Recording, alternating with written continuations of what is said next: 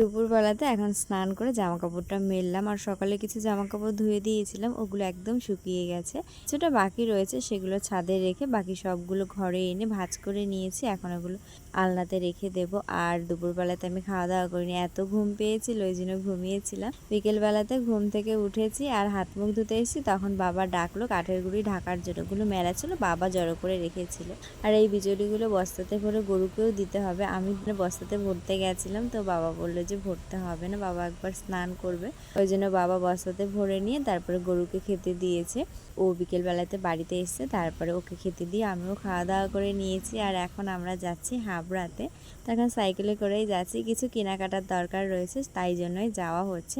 আর আমার না সবসময় এটা খুব মনে হয় যে যেটা দরকার ঠিক সেটাই কিনবো। আগের থেকে যদি যে কোনো একটা জিনিস কিনে রাখি মনে হয় কি সেটা কখনো আর কাজেই লাগবে, ওই জন্য আর কি ওসব কিনে রাখি না। কেনাকাটা হয়েছে, এখন আমরা রাত্রেবেলাতে যাচ্ছি বাড়িতে।